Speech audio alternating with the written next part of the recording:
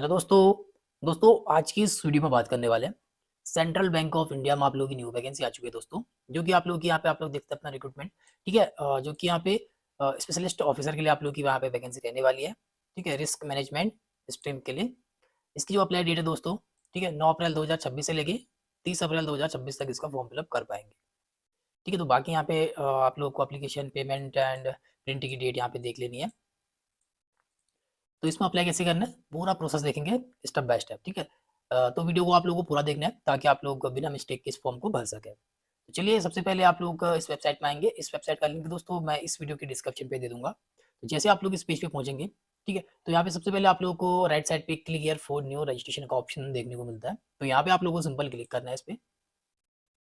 तो हमारे पास यहाँ पे फॉर्म आ चुका है। ठीक है, तो यहाँ पे जितने भी स्टेप दिख रहे हैं आप लोगों को सारे स्टेप वन बाय वन हम लोग फिल करेंगे। तो आप लोगों को अच्छे से वीडियो को देखना है, वॉच करना है। तो सबसे पहले यहाँ पे बेसिक इन्फॉर्मेशन है। तो बेसिक इन्फॉर्मेशन पे यहाँ पे आप लोग को अपना फर्स्ट नेम को फिल करना है, जो भी आप लोग का फर्स्ट नेम रहेगा। ठीक है, उस नेम को आप लोग को यहाँ पे कंफर्म कर लेना है अपने नेम को। एंड अगर आपका मिडिल नेम है तो मिडिल नेम यहाँ पे फिल करेंगे। ठीक है, अदरवाइज आप लोग इसको स्किप कर सकते हैं। इसके बाद फिर यहाँ पे आप लोग को अपना लास्ट नेम देना है, जो भी आप लोग का लास्ट नेम है। एंड अपने लास्ट नेम को यहाँ पे कंफर्म कर लेना आप लोगों को।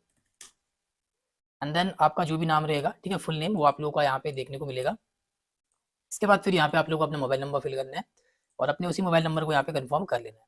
बाकी आपके पास अल्टरनेटिव नंबर है तो आप लोग यहाँ पे देंगे, अदरवाइज इसको भी स्किप कर सकते हैं। इसके बाद फिर यहाँ पे आप लोग को ईमेल एड्रेस फिल करना है। तो इस तरीके से आप लोग को ईमेल एड्रेस फिल करना है। तो यहाँ पे आप लोग देख सकते हैं, मैं एक डेमो के लिए यहाँ पे फिल कर रहा हूँ। ठीक है, एडग्रेड यहाँ पे ऑटोमेटिक है। डोमेन नेम पे क्लिक करना है gmail.com। और जो भी ईमेल एड्रेस आप लोग यहाँ पे दे रहे हैं इसको प्रॉपर तरीके से यहाँ पे आप लोग को कॉपी कर लेना है। ठीक है, मैं इस तरीके से यहाँ पे देख सकते हैं आप लोग एट लगाना है और gmail.com। ठीक है, इस तरीके से प्रॉपर आप लोगों को यहाँ पे अपना ईमेल एड्रेस दे देना है। इसके बाद फिर यहाँ पे सिक्योरिटी कोड है, इस सिक्योरिटी कोड को आप लोगों को फिल करना है। एंड इसके बाद हम लोग सेव एंड नेक्स्ट करेंगे इसको। एंड देन नेक्स्ट स्टेप दोस्तों आप लोगों का फोटो एंड सिग्नेचर आता है। तो उससे पहले आप लोगों को यहाँ पे अपने मोबाइल और ईमेल एड्रेस को वेरीफाई कर लेना है। ठीक है, तो यहाँ पे पहले आप लोगों को मोबाइल को वेरीफाई करना है। सेंड ओटीपी करेंगे तो यहाँ पे आपका मोबाइल नंबर रहेगा। ठीक है, तो सेंड ओटीपी करेंगे, पहले आपको यहाँ पे सिक्योरिटी कोड को फिल करना है। तो जो भी सिक्योरिटी कोड आप लोगों को यहाँ पे शो हो रहा है, सिक्योरिटी कोड को फिल करके सेंड ओटीपी करेंगे। तो आपके मोबाइल नंबर पे जो भी ओटीपी आएगी उस ओटीपी को आपको यहाँ पे फिल करके इसको वेरीफाई कर लेना है। सेम तरीके से फिर ईमेल को भी करेंगे, कैप्चा कोड फिल करके यहाँ पे सेंड ओटीपी करना है। जैसे सेंड ओटीपी करेंगे आपके ईमेल पे ओटीपी आएगी, ओटीपी को आपको वेरीफाई करना है। इसके बाद फिर नीचे आप लोगों को फोटो सिग्नेचर के लिए आता है। ठीक है, तो इस तरीके से देख सकते हैं, जैसे कि मैंने यहाँ पे कैप्चा कोड फिल करके सेंड ओटीपी किया, तो मेरे मोबाइल नंबर पे ओटीपी आ चुकी है। उस ओटीपी को फिल करके आप लोगों को यहाँ पे वेरीफाई ओटीपी कर लेना है इसको। और सेम तरीके से फोन नंबर और ईमेल दोनों को करेंगे। इसके बाद फिर नीचे आएंगे फोटो सिग्नेचर में। एंड देन मोबाइल नंबर और ईमेल एड्रेस को वेरीफाई करने के बाद फोटो एंड सिग्नेचर की बारी है। ठीक है, तो यहाँ पे आप लोगों का रजिस्ट्रेशन नंबर एंड आपको पासवर्ड मिल जाता है। इसके बाद यहाँ पे फोटो को अपलोड करना है। ठीक है, तो यहाँ से guideline for scanning the photograph and signature, तो यहाँ पे क्लिक करते हैं। तो जितने भी आप लोगों के डॉक्यूमेंट है वो सारे डॉक्यूमेंट आप लोग यहाँ से पता कर सकते हैं क्या आपका साइज है। तो यहाँ पे चॉइस फाइल, ठीक है, तो यहाँ पे फोटो को अपलोड करना है आप लोग को। तो जो फोटो का साइज रहेगा आप लोगों का 20 से 50 केबी के बीच में फोटो को अपलोड करना है इस तरीके से। तो यहाँ पे लोडिंग होगा, ठीक है, कुछ टाइम लगेगा। इस तरीके से यहाँ पे फोटो अपलोड हो जाती है हमारी। एंड फिर नेक्स्ट यहाँ पे कैप्चर फोटो अपलोड करनी है, लाइव फोटो। इसके लिए हम इसके लिए नीचे आते हैं।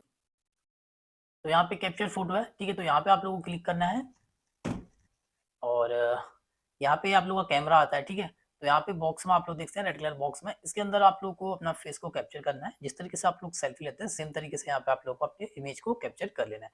मैं अभी इसको कट करूंगा। ठीक है, तो आप लोग को इसको कैप्चर कर लेना है। जैसे आप लोग कैप्चर कर लेते हैं तो आपकी जो लाइव कैप्चर इमेज है वो आप लोग को यहाँ पे शो होती है। इसके बाद फिर आई कन्फर्म करना है। एंड देन फिर यहाँ पे अपना सिग्नेचर, ठीक है, चॉइस फाइल करेंगे। तो जो भी सिग्नेचर को अपलोड कर रहे हैं उसका साइज 10 से 20 केबी के बीच में आप लोग का होना चाहिए। ठीक है, जेपीजी फॉर्मेट में। तो मैं यहाँ पे कोई एक सिग्नेचर को अपलोड कर लूंगा। ठीक है, तो यहाँ पे सिग्नेचर को मैंने अपलोड कर लिया। ठीक है, बाकी यहाँ पे आप लोग देखेंगे तो यहाँ पे आप लोग को नोट में बता के रखा है। ठीक है, तो यहाँ पे आप लोग को क्या क्या होना चाहिए, बैकग्राउंड जो कि आप लोगों का यहाँ पे विथ ब्लैक और ब्लैक इंक से आप लोगों का यहाँ पे होना चाहिए। ये चीज़ आप लोगों को यहाँ पे नोट कर लेनी है। ठीक है, वाइट बैकग्राउंड का आप लोगों का, जैसे मेरा यहाँ पे वाइट बैकग्राउंड है बट मैंने कुछ डेमो के लिए यहाँ पे दिखाया है। तो आप लोगों का जो सिग्नेचर है वो आप लोगों का वाइट बैकग्राउंड होना चाहिए उसका। और जो आप लोग सिग्नेचर कर रहे हैं ब्लैक इंक से आप लोगों का होना चाहिए। ठीक है, ब्लैक इंक से आपको सिग्नेचर करके यहाँ पे अपलोड करना है, मैं एक डेमो के लिए कर रहा हूँ, ठीक है। तो यहाँ पे इस तरीके से सिग्नेचर को अपलोड करेंगे, फोटो सिग्नेचर एंड कंफर्म करेंगे और नेक्स्ट कर देंगे यहाँ पे। And then photo and signature को अपलोड करने के बाद फिर डिटेल में आता है। तो डिटेल में यहाँ पे बेसिक डिटेल है। सबसे पहले यहाँ पे बेसिक डिटेल पे आप लोग अपनी पोस्ट को सिलेक्ट करना है, ठीक है। तो आप लोग जिस भी पोस्ट के लिए अप्लाई करना चाहते हैं, जिस भी पोस्ट के लिए एलिजिबल है, वो पोस्ट आप लोग सिलेक्ट करेंगे, ठीक है। बाकी यहाँ पे नोटिफिकेशन है, तो नोटिफिकेशन में आप लोग यहाँ पे देख सकते हैं जिस भी पोस्ट के लिए आप लोग अप्लाई कर रहे हैं, ठीक है। तो जिस पोस्ट के लिए अप्लाई कर रहे हैं कैटेगरी वाइज यहाँ से देख सकते हैं जिसके लिए भी एलिजिबल है आप लोग, ठीक है। तो मैं यहाँ पे एक पोस्ट को सिलेक्ट कर लूंगा। बाकी सेम पोस्ट के लिए यहाँ पे जिस भी पोस्ट के लिए अप्लाई कर रहे हैं प्रोसेस सबका सेम ही रहेगा, ठीक है। तो यहाँ पे मैं सिलेक्ट कर लूंगा, ठीक है। तो मार्केट रिस्क इसको मैं सिलेक्ट कर रहा हूँ। इसके बाद फिर स्केल, ठीक है, स्केल 3 के लिए कर रहे हैं या फिर 2 के लिए कर रहे हैं, जिसके लिए भी कर रहे हैं वो आप लोग को सिलेक्ट कर लेना है इस तरीके से। इसके बाद कैटेगरी को सिलेक्ट करेंगे यहाँ पे, ठीक है। तो जो भी आप लोग की कैटेगरी रहेगी वो कैटेगरी इस तरीके से सिलेक्ट करेंगे, ओके। एंड नेक्स्ट फिर हम लोग नीचे आ जाएंगे। तो यहाँ पे अगर आप लोग डिसेबल है तभी आप लोग को यस करना, अदरवाइज यहाँ पे सिंपल नो करेंगे, ठीक है। जैसे ही नो करें तो सारे ऑप्शन यहाँ पे क्लोज है हमारे, तो यहाँ पे कुछ भी नहीं करना है, सिंपल नीचे आना है। तो नीचे यहाँ पे आप लोग देखेंगे, ठीक है, are your person with specified disability cover under the definition of section 2। तो ये भी डिसेबिलिटी के लिए, तो सिंपल इसमें भी हम लोग नो करेंगे क्योंकि हम लोग डिसेबिलिटी कैंडिडेट नहीं है। तो सारे ऑप्शन क्लोज है, तो यहाँ भी कुछ नहीं करना। तो थोड़ा सा और नीचे आएंगे। नीचे आने के बाद यहाँ पे आप लोग देख सकते हैं, are you a child family member of those who dead in 1984 riot, ठीक है। अगर आप लोग 1984 रियोट के मेंबर अगर आप लोग आते हैं, ठीक है, ऐसी फैमिली के मेंबर हैं, तो आप लोग यहाँ पे यस करेंगे, अदरवाइज नो, ठीक है। जो कि यहाँ पे 1984 रियोट के दंगों में मारे गए परिवार के अगर आप लोग आते हैं तभी यस करना, अदरवाइज हम लोग सिंपल इसमें नो करें, ठीक है। हम लोग नहीं है। एंड नेक्स्ट फिर यहाँ पे अगर आप लोग एक्स सर्विसमैन है, ठीक है, तो आप लोग यस करेंगे, अदरवाइज आप लोग यहाँ पे इसमें भी नो करेंगे इस तरीके से। इसके बाद फिर यहाँ पे अपना जहाँ से भी आप लोग बिलोंग करते हैं, ठीक है, जैसे कि मैं यहाँ पे हिंदू हूँ तो अपना रिलीजन यहाँ पे सिलेक्ट करेंगे। एंड देन फिर नेक्स्ट यहाँ पे अगर आप लोग रिलीजन मिनोरिटी कम्युनिटी, ठीक है, अगर आप लोग दूसरे धर्म से आते हैं हिंदू के अलावा तभी आपको यस करना, अदरवाइज यहाँ पे नो करेंगे, ठीक है। हम लोग हिंदू धर्म से हैं तो सिंपल इस वाले ऑप्शन पे नो करेंगे। इसके बाद फिर नेक्स्ट हम लोग यहाँ पे अपनी नेशनलिटी को सिलेक्ट करेंगे। तो जो भी हमारी नेशनलिटी है इंडियन, एंड अपना स्टेट यहाँ पे सिलेक्ट करेंगे जो भी हमारा स्टेट है। इसके बाद फिर नेक्स्ट यहाँ पे सेंटर ऑफ एग्जामिनेशन आप लोगों को सिलेक्ट करना है, ठीक है। तो जो भी आप लोग यहाँ पे लिस्ट देख रहे हैं, ठीक है, सेंटर ऑफ एग्जामिनेशन, तो जो भी लिस्ट है जो भी इस लिस्ट में आप लोगों की नियर बाई है वो आप लोगों को सिलेक्ट कर लेना अपने अकॉर्डिंग। एंड देन फिर यहाँ पे आई, ठीक है, तो यहाँ पे आप लोग देख सकते हैं, ठीक है, I intend to bring the following ID when appearing for the examination. तो यहाँ पे आप लोगों को आई कंफर्म ही कर लेना, ठीक है। जो कि यहाँ पे आप लोग एग्जामिनेशन के टाइम पे जो भी आईडी लेके जाएंगे उस आईडी में और जो डिटेल आप लोग यहाँ पे दे रहे हैं तो उस चीज में आप लोग की सेम डिटेल होनी चाहिए, ठीक है। तो हम लोग कौन सी आईडी लेके जाएंगे, तो पैन कार्ड, पासपोर्ट, तो जो भी आप लोग लेना चाहते हैं एग्जामिनेशन के टाइम पे, ठीक है। तो ये आप लोग देख सकते हैं। तो हम लोग अपना आधार कार्ड लेके जाएंगे, तो यहाँ पे आधार कार्ड को सिलेक्ट कर लेंगे। इसके बाद फिर आईटी प्रूफ, यहाँ पे अपना आधार कार्ड नंबर आप लोगों को सिलेक्ट कर लेना है। एंड बाकी यहाँ पे लिंक्डइन यूआरएल अगर आपका है तो देंगे, अदरवाइज स्किप करेंगे। बाकी यहाँ पे गिटहब यूआरएल है तो फिल, अदरवाइज नो, ठीक है। तो हम लोग दोनों को स्किप कर लेंगे। इसके बाद पर्सनल डिटेल है, तो यहाँ पे आप लोग अपना डेट ऑफ बर्थ को फिल करना है, जो भी आपका डेट है, जो भी मंथ है, जो ईयर है आप लोग का वो सिलेक्ट कर लेंगे इस तरीके से। मैं अभी सिलेक्ट नहीं कर रहा हूँ, ठीक है। तो आप लोग को अपना डेट ऑफ बर्थ को यहाँ पे फिल करना है। बाकी आपकी एज जो भी रहेगी वो यहाँ पे काउंट हो जाती है। इसके बाद फिर अपना जेंडर यहाँ पे फिल करना है, मेल या फीमेल, तो जो भी है। एंड नेक्स्ट अगर आप लोग यहाँ पे ट्विंस है, ठीक है, जुड़ा भाई बहन, तो यस करेंगे, अदरवाइज यहाँ पे सिंपल नो करेंगे।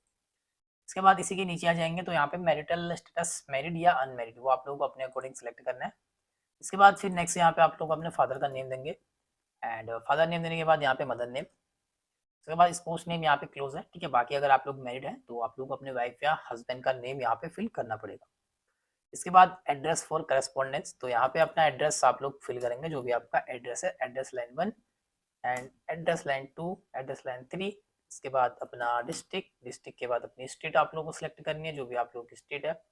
इसके बाद यहाँ पे अपना पिन कोड आपको फिलअप कर लेना है, ठीक है। एंड नेक्स्ट आपका करस्पॉन्डेंस एड्रेस और परमानेंट एड्रेस सेम है, तो यहाँ पे आप लोग इस सेम के बॉक्स में चेक बॉक्स करेंगे, तो आपका एड्रेस यहाँ पे देख सकते हैं कॉपी हो चुका है, ठीक है। अलग अलग है तो यहाँ पे हम लोग अनक्लिक करेंगे और मैन्युअली अपना एड्रेस यहाँ पे फिल करेंगे, जो कि address line 1, address line 2 and address line 3, अपना डिस्ट्रिक्ट, डिस्ट्रिक्ट के बाद अपना स्टेट सेलेक्ट करेंगे और पिन कोड यहाँ पे फिल करेंगे, ठीक है। बाकी सेम है तो यहाँ पे चेक बॉक्स कर लेना है, तो मैनुअल भी कर सकते हैं और सेम है तो यहाँ पे चेक बॉक्स कर लेना है।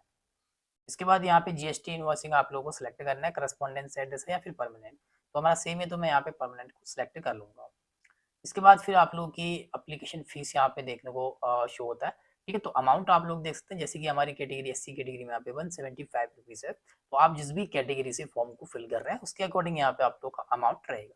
ठीक है, तो ये सारी डिटेल आप लोगों को फिल करके इसको वैलिडेट यूर डिटेल करना है। जैसे ही इसको वैलिडेट सक्सेसफुल होता है एंड देन फिर आप लोगों को सेव एंड नेक्स्ट करना है इसको।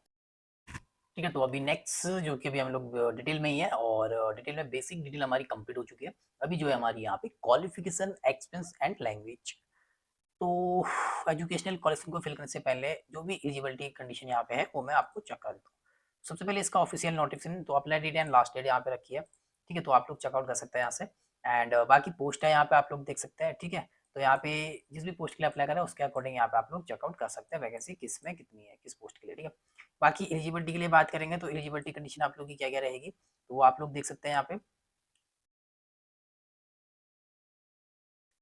तो सबसे पहले हम लोग देखेंगे यहाँ पे पोस्ट वाइज। ठीक है, तो यहाँ पे एनालिस्ट एंड मॉडल रिस्क के लिए आप लोग की क्वालिफिकेशन क्या रखी है।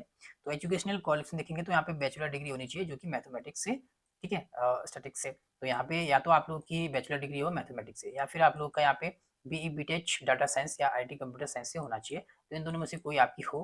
ठीक है, तो ये क्वालिफिकेशन आप लोग की रखी है। बाकी प्रेफरेड अगर आपके पास है तो ठीक है, अदरवाइज नहीं है तो आप लोग फिर भी एलिजिबल हैं। ठीक है, बाकी कोई प्रेफरेड सर्टिफिकेशन है तो आप लोग देख सकते हैं। ठीक है, बाकी फिर भी इसके अलावा भी आप लोग अप्लाई कर सकते हैं। इस प्रेफरेड के अलावा, प्रेफरेड सर्टिफिकेशन के अलावा भी आप लोग एलिजिबल हैं। बाकी यहाँ पे एक्सपीरियंस की बात करेंगे तो यहाँ पे स्किल फोर्थ के लिए अगर अप्लाई कर रहे हैं तो इसमें आप लोगों का 5 साल का एक्सपीरियंस यहाँ पे रखा है। ठीक है, और बाकी स्किल 2 के लिए 3 के लिए करें तो यहाँ पे 3 साल का एक्सपीरियंस आप लोग का होना चाहिए। तो ये चीज़ें आप लोग देख सकते हैं अपने अकॉर्डिंग। ठीक है, बाकी डिजायरेबल अगर कोई है तो आपके पास यहाँ पे दे सकते हैं, अदरवाइज फिर भी आप लोग अप्लाई कर सकते हैं। तो इस तरीके से आपको चेकआउट करना है। जॉब डिस्क्रिप्शन आप लोग यहाँ से रीड आउट कर सकते हैं। ठीक है, सेकंड जो हम देखेंगे यहाँ पे असिस्टेंट लाइबिलिटी मैनेजमेंट के लिए, तो इसके लिए भी आप लोग एजुकेशनल क्वालिफिकेशन जो कि बीई बीटेच आईटी कंप्यूटर साइंस जो कि सॉफ्टवेयर इंजीनियरिंग। ठीक है, तो ये चीज़ आप लोगों को देख लेनी है जो भी आप लोग यहाँ पे क्वालिफिकेशन रखी है इस तरीके से। ठीक है, और डिजायरेबल सर्टिफिकेशन अगर है तो ठीक है, और एक्सपेंस की अगर स्कल 3 के लिए कर रहे हैं या फिर 2 के लिए कर रहे हैं तो वो उसके अकॉर्डिंग यहाँ पे एक्सपेंस देख सकते हैं। स्कल 3 के लिए कर रहे हैं तो 4 से 3 साल का एक्सपेंस यहाँ पे एटलीस्ट होना ही चाहिए, और स्कल 2 के लिए कर रहे हैं तो 3 से 2 साल का। ठीक है, तो यहाँ पे एटलीस्ट आप लोग का यहाँ पे 2 साल का एक्सपेंस होना चाहिए।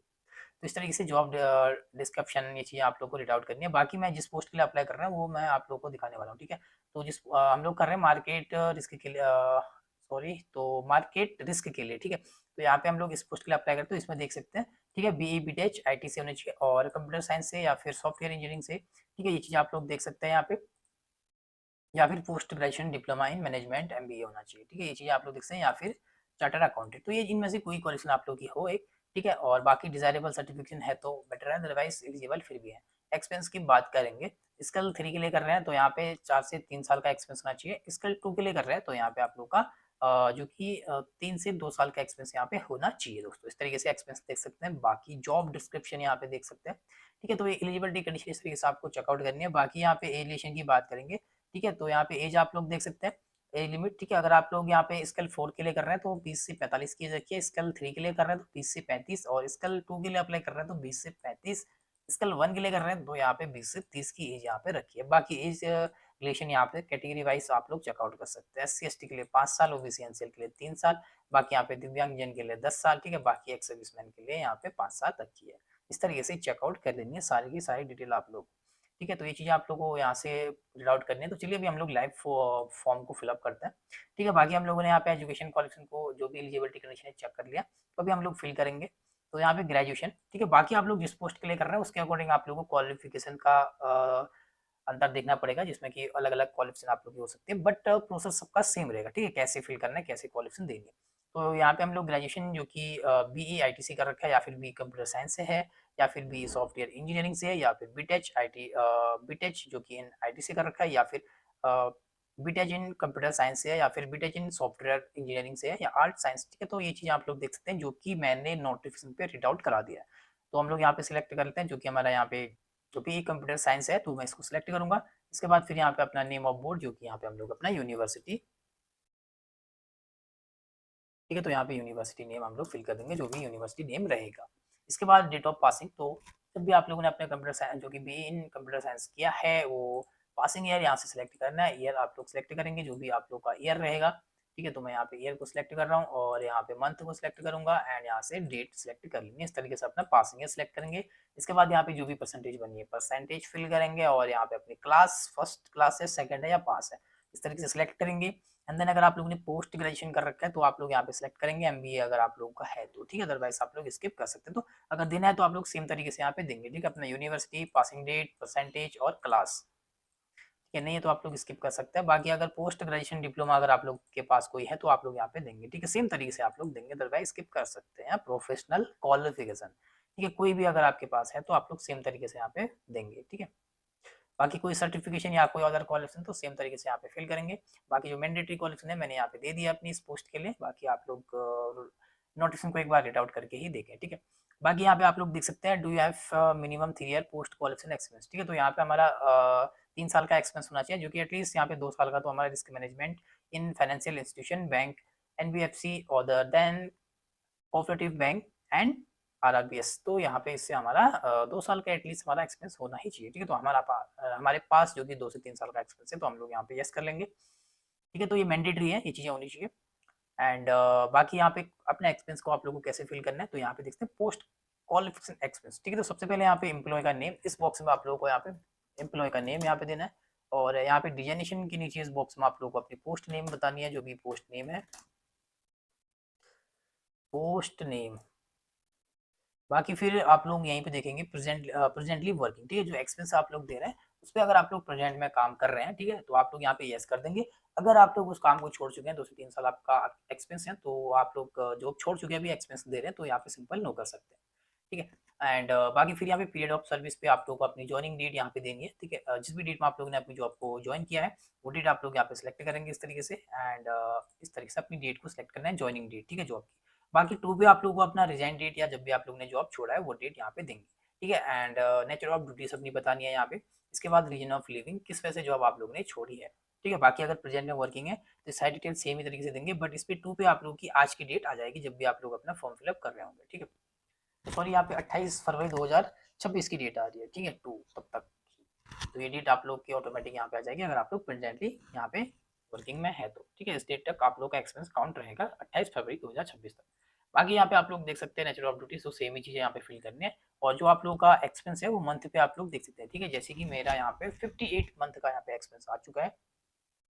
इसके बाद लैंग्वेज नॉलेज है, यहाँ पे जो भी लैंग्वेज नॉलेज है, फॉर एग्जाम्पल हमारे यहाँ पे इंग्लिश, ठीक है, एंड हिंदी, जो भी लैंग्वेज है वो आप लोगों को यहाँ पे देनी है, ठीक है। एक लैंग्वेज देनी है यहाँ पे मैंडेटरी, जैसे कि इंग्लिश में हम लोग यहाँ पे रीड कर सकते हैं, राइट कर सकते हैं, स्पीक बोल सकते हैं। हिंदी में भी रीड कर सकते हैं, राइट कर सकते हैं, स्पीक बोल सकते हैं। इस तरीके से आप लोगों को लैंग्वेज देनी है। थर्ड कोई लैंग्वेज है तो आप लोग यहाँ पे देंगे, अदरवाइज स्किप कर सकते हैं। तो ये सारी डिटेल आप लोगों को वन बाय वन अच्छे से फिल करनी है, इसको वैलिडेट करना है। वैलिडेट सक्सेसफुल होने के बाद सेव एंड नेक्स्ट करेंगे इसको। एंड देन फिर आप लोगों का यहाँ पे क्वालिफिकेशन एक्सपेंस लैंग्वेज नॉलेज देने के बाद आपका यहाँ पे प्रीव्यू के लिए आता है, तो ये फॉर्म आप लोग देख सकते हैं यहाँ पे, ठीक है। तो अच्छे से जो भी डिटेल आप लोगों ने दे रखी है तो यहाँ पे वन बाय वन आप लोग को सारी की सारी डिटेल को यहाँ पे चेक करना है वन बाय वन, ठीक है। तो हम लोग चेक करते हुए नीचे आएंगे, ठीक है। तो नीचे आ चुके हैं, यहाँ पे आप लोग देख सकते हैं। तो नीचे आने के बाद अगर आप लोगों की सारी डिटेल यहाँ पे सही है तो आप लोगों को यहाँ पे डिक्लेरेशन देना है, आई एग्री करना है। यहाँ पे आई एग्री करने के बाद इसको कंप्लीट रजिस्ट्रेशन कर देंगे हम लोग, ठीक है। तो हमारा सब कुछ सही है। अगर आपका कोई भी डिटेल यहाँ पे मिस्टेक में आती है कोई भी डिटेल में, तो आप लोग यहाँ पे इसको बैक करने के बाद उस पर सुधार कर सकते हैं। तो सही है, तो हम लोग कंप्लीट करेंगे इसको। नेक्स्ट जो कि हमारा यहाँ पे डॉक्यूमेंट अपलोड के लिए है, तो यहाँ पे थंब लेफ्ट थंब इम्प्रेशन को अपलोड करना है। इसका साइज की 20 से 50 KB का रहेगा। चॉइस फाइल पे क्लिक करेंगे तो जो भी हमारे पास थंब है उस थंब को हम लोग यहाँ पे अपलोड कर लेंगे। तो एक थंब को मैं यहाँ पे सिलेक्ट करके आप लोग को शो करा देता हूँ कि किस तरीके से अपलोड करना है, और साइज आप लोग को यहाँ पे 20 से 50 का रखना है। तो 20 से 50 का कोई थंब मेरा यहाँ पे है तो मैं सिलेक्ट कर लूंगा, ठीक है। तो ये थंब है मेरे पास 20 से 50 KB के बीच में। मैं इसको सिलेक्ट करूंगा, ओपन करूंगा और यहाँ पे आप लोगों के लिए प्रीव्यू के लिए आता है, ठीक है। फिर तो यहाँ पे देख सकते हैं लोडिंग हो रहा है अभी, तो यहाँ पे प्रीव्यू के लिए आएगा, इसको चेक करना। अच्छा अगर क्लियर आ रखा है तो इसको आप लोग को ओके कर लेना है, ठीक है, इस तरीके से। तो यहाँ पे अपलोड हो चुका है और यहाँ पे प्रीव्यू करके आप लोग देख सकते हैं, इसको चेकआउट कर सकते हैं, ठीक है। बाकी फिर यहाँ पे हम लोग देखेंगे हैंड डिक्लेरेशन, तो ये भी आप लोगों को कैसे अपलोड करना है, इसका साइज क्या रहेगा वो सारा कुछ देखेंगे। तो चलिए, ठीक है। तो हैंड डिक्लेरेशन के लिए आप लोगों को अपने नोटिफिकेशन पे आना है या फिर आप लोग वीडियो को पॉज करके भी यहाँ पे देख सकते हैं, ठीक है। तो यहाँ पे पेज नंबर है हमारा नोटिफिकेशन का 21। तो यहाँ पे आप लोग देख सकते हैं एक व्हाइट पेपर लेना है, उस व्हाइट पेपर पे आप लोगों को अपनी हैंड राइटिंग पे इतना लिख लेना है जितना कि मैंने इसको सिलेक्ट कर रखा है, ठीक है।